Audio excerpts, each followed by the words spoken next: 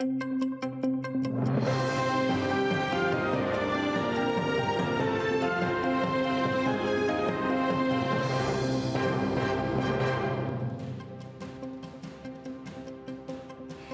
alaikum, эфирде заман. Бұл соңғы хабарларын айдынлатмаға девам етеміз. Студияда Мавиле Мұхтарова. Чылышам.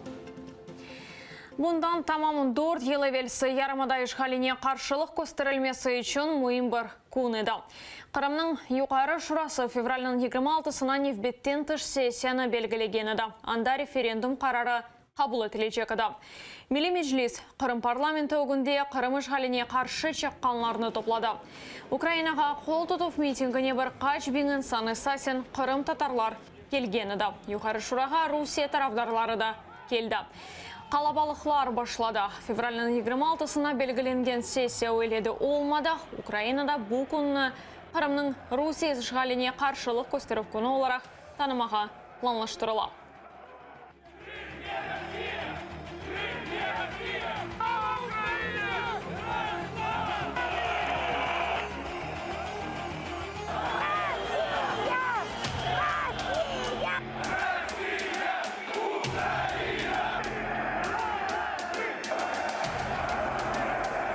Мы не позволим нарушать целостность Украины и заявлять от имени народов всех в Крыму какой-то банде, кучки провокаторов.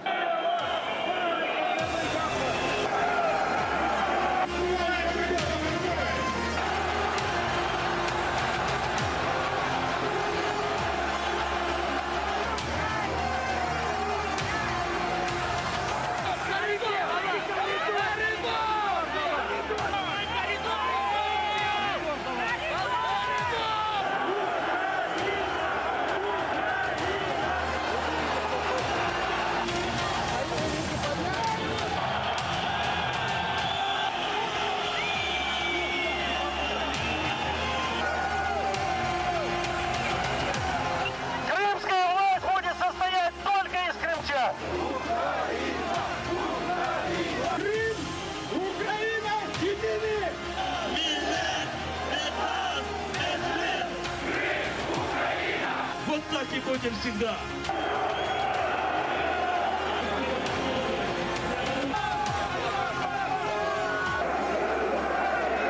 Они вообще не трезвые сюда пришли вообще. Вино, монобах из баллад. В этой стороне были россияне. Мы находились с той стороны. Они явно не пришли с мирным протестом.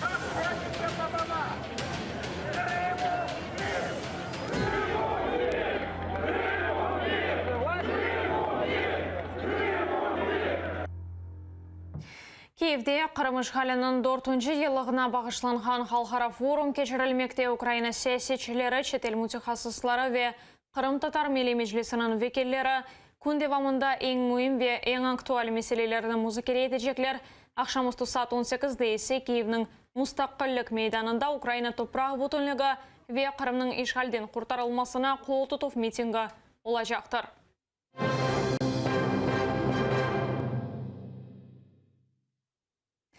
Хан сарайындан елеріңізні чекіңіз бойлы езулы шарны алып Ильмас Акимова Бақчысарайда бір кішілік наразылық акциясына шықты.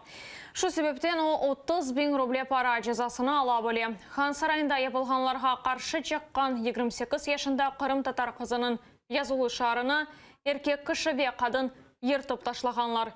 Бірден полиция хазімлері пейда олды, ләкин Ильмас Акимованы қоршаламақ үшін келмеділер. Фейсбукта бір кішілік наразылық іштіракшысы тұтылды кебі малимат пейда олғаны да, соңыра алынған малиматқа көре, Ильмас Акимова жемат емейджілерінен берабер Бақчысарай полиция бөлігіне барып, провокаторларының епханларына шекейет етті. Оларны да анда көрді еркек кіші ве қадын оңа қаршы ариза яза еділер.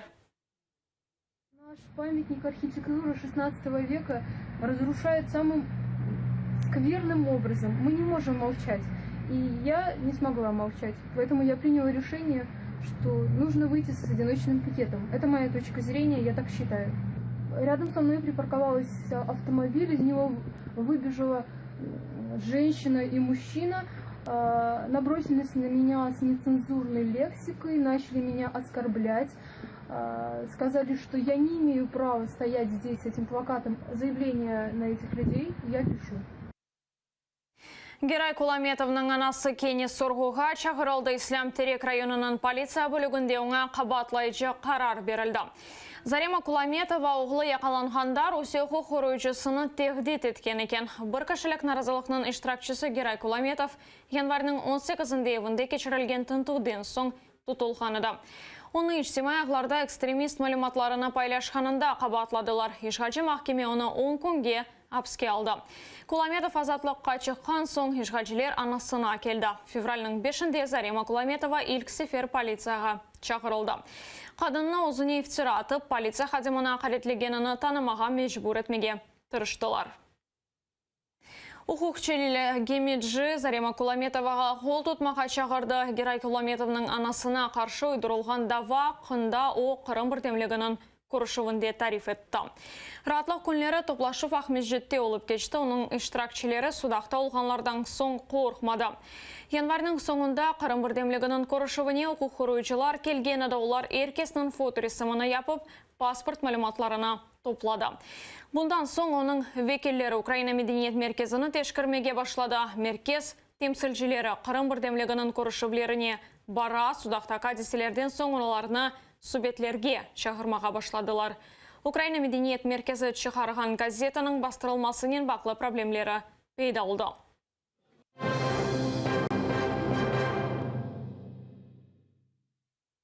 Истанбулдағы Русия консуллығының бинасына қара чембер қойылды. Түркияның 15 шерінден келген Қырым татарлары Русияның Қырым işğaline қаршы наразылық акциясына өткерді. Оларға Румания ве Америка Бірлескен Девлетлерінде яшаған Қырым татарлары қосылды. Истанбулдағы Қырым татар дернегі 100-ші елында Қырым Халық Жұмхуриеті құрылтай ве Номан Челебеджиханның шәдеті адлы халқара симпозиумны де тешкіл етті. Мұнда Түркия, Украина, Қырым, Румания, Азербайжан ве Америка Бірлескен Девлетлерінден 30-ға яқын иштиракчы сөз берілді. Чықышта бұлынған алим ве зиялылар тарих, эдебият, саясет кебі чешет салалар ақында аңлаттылар.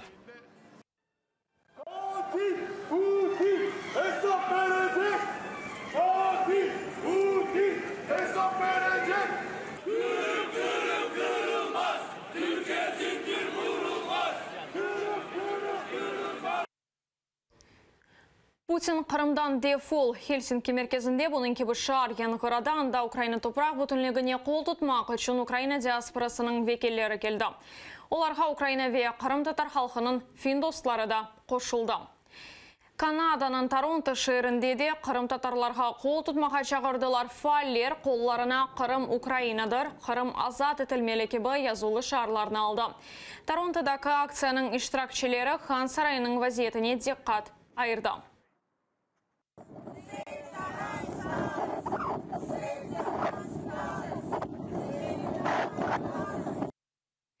Ишғал, оның ақыбетлері ве Қырымның азат етілмесінен бағылы меселелер, ярамада яшайшайнен бағылы мевзулар ендіден соң АТР телеканалының мақсус яйынында музыкері етілечектір.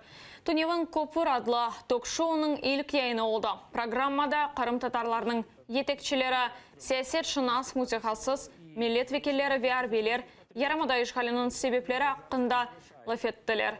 Бұлі бір шей башқа ерде текрарланмасын деп, насыл хулясалар шығармақ керек кебі фікірлер сеслендірілді.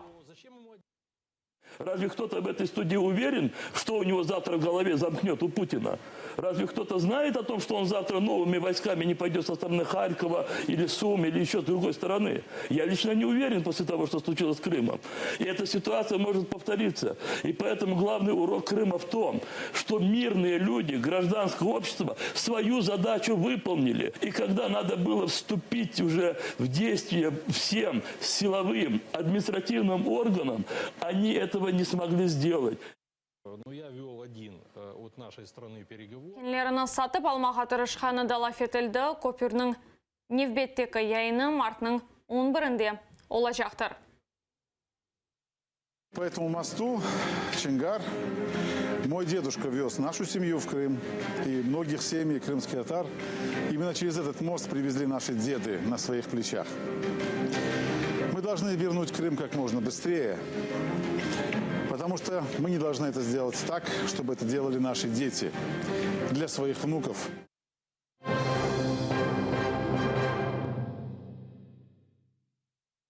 Киевде Қырымның атеш yolu фотолихасы тақдим етілді. Сергіде Украина шарқында терроризмге қаршы тедбірлерде іштірак еткен көңілі украинлерінің фоторесімлері нұмайыш етіле. Қырымлыларының 10 фоторесімі ве икаясы топланды. Тақдим мерасимінде Қырым işğalinin 4 yılı мұнақашасы да олып keçті. Фоторесімлерінің мүеліфі Крис Кулаковская мескерлейхі өзерінде 2 ай çalışты. Мариуполь, Мелитополь, Львивге барып фото шығарды. Серга чылышында Қырым татарларының лидерлері іштірак етті. Фоторесімлерінің мартының соңына қадар Киевдегі Қырым евінде көрмек мүмкін.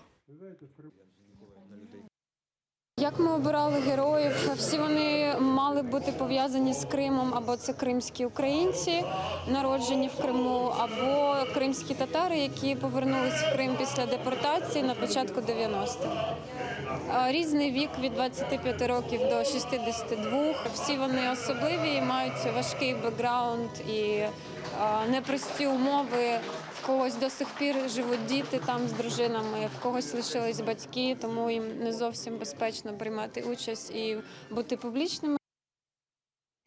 Беш Қырымлық ішчех Украинаның парлах балалары ижади ярышында іштірак етті. Тедбір Донецк вилетіндегі Краматорск шерінде өткерілді. Қырымлылардан ғайры ярышта Донецк ве Луганск вилетлерінден балалар іштірак етті. Ярым финалда 6-15 яш арасы 30 бала іштірак етті. Медине Куртсиетова Қырым татар халқының медениетіні тақдим еткен 5 жесір хұшчақтан ең күчігі ола. Олар Украинаның парлақ балалары ижади ярышында іштірак етмек үшін 12 саат yol кечкенлер. Қышчықлар өз ұсталығына ату аланында көстерділер. Қышчық Евровижн ғалибы Семиддеші Джамаладан өрнек алғанын айта. Бүгін ижра еткен ерлары оңада бірінші ер қазанмаға ярдым етті. Я пела крымско-татарскую народную песню «Восторгай». Это песня про жаворонка. Ему сыпали зерном, а он не хотел кушать. Мне как начали хлопать, я сразу уже расслабилась. Мне не было даже страшно. Чыгыш вақтында ярыш iştirakçilері озыны танытып, ватанлары ақында икея ете. Амина Мамедова өз чыгышынен жюри азаларына айретте қалдырып, гран-при қазанда.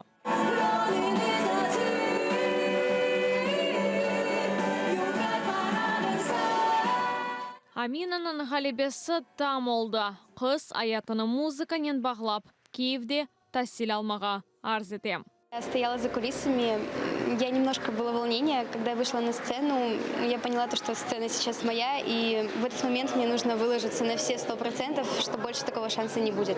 Қызларның реберлері ве учалары ярышқа hazırlanmaq үшін вақыт пек аз олғанын айталар. Ярыш iştirakçilerінің япқанлары олар үшін яңа ве таныш олмаған бір шей олды. Очень много участвуем в конкурсах, но в основном в Крыму. На Украину мы почти не выезжаем. Мы за 2 недели выучивали английские тексты, и это было сложно для детей и для педагогов, чтобы не перетрудить детское горлышко. Вот. Но несмотря на это, дети справились. Я считаю, что они очень удачно выступили. Амина Мамедова ярышта гран-при қазанда. Бірінші ерде Медине Куртсиетова, екінші ерде Эмилия Куртсиетова, үшінші ерні есе Эмине Долгазиева қазанда. Жюрінің махсус бақшышыны есе Идия Ахтемова алды. Дети очень любят петь, и для них как бы открывать новые горизонты и новые масштабы. Это было бы очень интересно поучиться у других детей, посмотреть вообще, что творится в мире, так сказать. Поэтому мы загорелись, подготовили репертуар в краткие сроки буквально. Причем дети никогда не пели на английском, но они у нас запели. Ярыш тешкилатчылары қайдетеке Қырым, Донецк ве Луганск вилаетлеріні бір санада бірлештірмек, оларның айры қарары олды. Наш край сегодня, он стремится к миру, стремится к развитию. Сегодня на нашей сцене будет выступать гордость нашей нации. Ярыш ғалиплері Киевдегі Украина Медениет сарайында олажақ финалда іштірак етежеклер. Динара Алиева, Заман, АТР. Шындылек бұл соңғы хабарымыздар. Яңа хабарлеріні саат 15-те Ескендер Меметов тарифетер. АТР елі олыңыз.